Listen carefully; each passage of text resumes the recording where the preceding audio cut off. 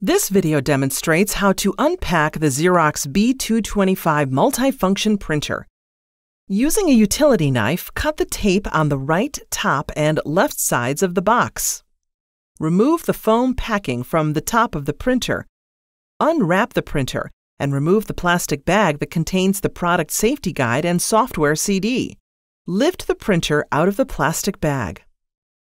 Open the automatic document feeder and remove the cardboard box that contains the power cord and install guide. Remove the tape from the front of the printer. Close the document feeder and remove the tape from the front, back, and right sides of the document feeder. Remove the tape from the back of the printer. Open the front door of the printer and remove the orange protective packing. Using the handle, pull the imaging unit out of the printer. Press the blue release handle and lift the toner cartridge out of the imaging unit. Shake the cartridge 6 times to redistribute the toner. Pull the toner seal out of the cartridge. Remove the black protective paper from the photoconductor drum.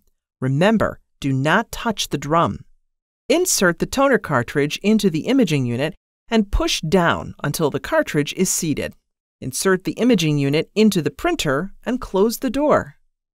Remove the paper tray from the printer. Remove the tape from the paper guides. To accommodate paper length, push the blue spring-loaded release tab and pull the paper guide out of the tray. Fan the paper and ensure the paper edges align. Place the paper in the tray and adjust the paper guides to the correct paper position.